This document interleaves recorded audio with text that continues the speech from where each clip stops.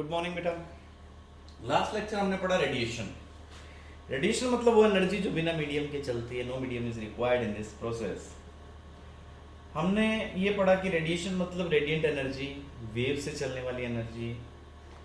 तो एक बात और भी हमने प्रैक्टिकली देखी कि जो रेडिएंट एनर्जी है वो ब्लैक ऑब्जेक्ट्स ज्यादा एब्जॉर्ब करते हैं उसको। ब्लैक ऑब्जेक्ट्स में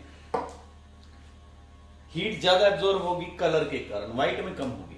तो इसके लिए आपने नोटिस किया हो तो bottom of cooking utensils black रखते हैं ताकि वो जल्दी गर्म हो जाए, है ना। ये एक एग्जांपल हो गया बेटा। सेकंड है, हम लोग गर्मियों में, अब इन दिनों में हम लोग व्हाइट कपड़े पहनने ज्यादा पसंद करते हैं, लाइट कलर कपड़े पहनने ज्यादा पसंद करते हैं, क्योंकि डार्क कलर अगर हुए तो लाइट ज्यादा रोकेंगे, लाइट ज्यादा एब्जॉर्ब करेंगे, गर्मी लगेगी आपको। पहले इन्वायरमेंट में गर्मी है तो हम कहेंगे लाइट कलर कपड़े हमें चाहिए। विंटर में उल्टा है, आप ब्लैक या डार्क कलर पहनना, ठंड कम लगेगी। ओके। टी कॉफी पॉट्स जो होते हैं, टी या कॉफी के जो बर्तन आप यूज करते हैं, इनको शाइनिंग ब्राइट बनाते हैं। दे आर शाइनिंग वाले ये बर्तन होंगे बेटा। तो उससे क्या होगा, कम एनर्जी बाहर आती है तो हीट कंजर्व रहेगी। फायर ब्रिगेड वाले जो होते हैं वो शाइनिंग ब्रास कैप्स यूज करते हैं बेटा, तो उससे हीट कम एब्जॉर्ब होती है। फायर ब्रिगेड के जो लोग होते हैं ये लोग शाइनिंग ब्रास कैप्स यूज करते हैं ताकि हीट कम एब्जॉर्ब हो। हाँ जी। और घरों के बाहर हम लाइट कलर करवाते हैं बेटा, लाइट कलर बिल्डिंग पे, ताकि गर्मियों में वो गर्म ज्यादा ना हो, क्योंकि डार्क कलर करा दिया तो वो हीट ज्यादा रोकेगा, आपका एसी आपका कूलर कम काम करेगा। ओके। इसके बाद है बेटा थर्मोस फ्लास्क जो होती है जिसमें हम गर्म या ठंडे ड्रिंक्स रखते हैं, तो ये भी शाइनिंग रहती है बेटा इसके अंदर भी, ताकि जो थर्मोस है इसमें भी शाइनिंग रहेगी ताकि ये हीट कम एब्जॉर्ब करे। बहुत ही आसान एग्जांपल है।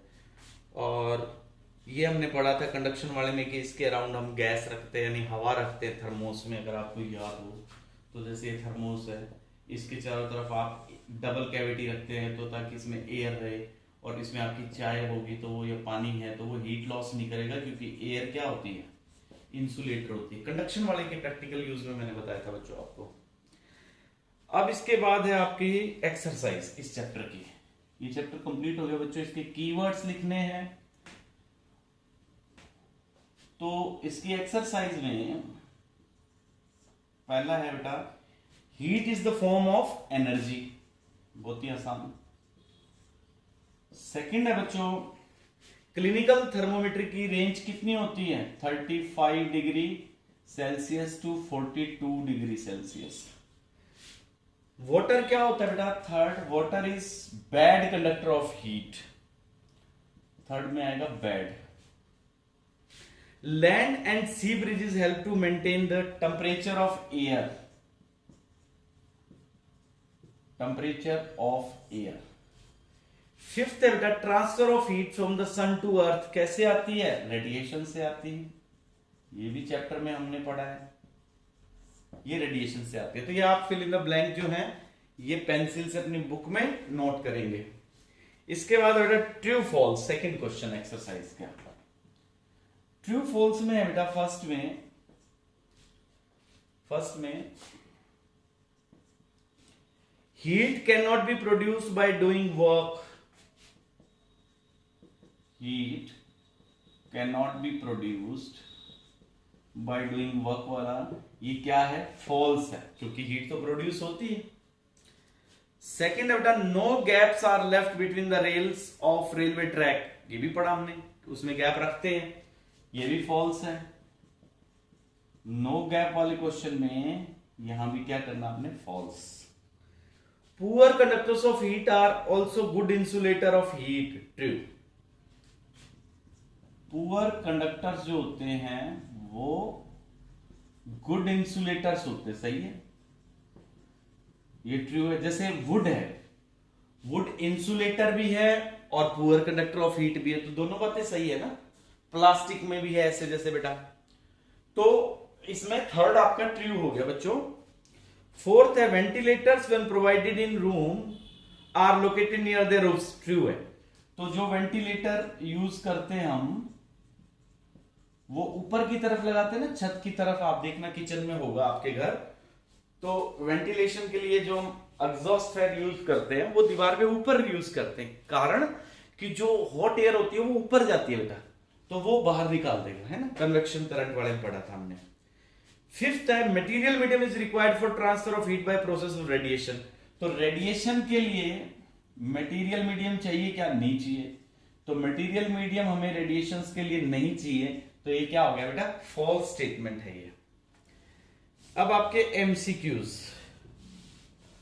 यस बेटा, first question MCQ tick mark वाले में देखो बेटा, एमसीक्यू में पहला क्वेश्चन है आपका, a copper ball at 30 degree, ये वाला क्वेश्चन है बेटा।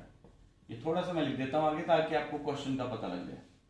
अ copper ball at 30 degree is put in a container containing water at 30 degree Celsius. In this case, इसमें यह कहा है कि एक बॉल है कॉपर की बनी हुई, आपने पानी में डाल दी और पानी का टेम्परेचर भी 30 है।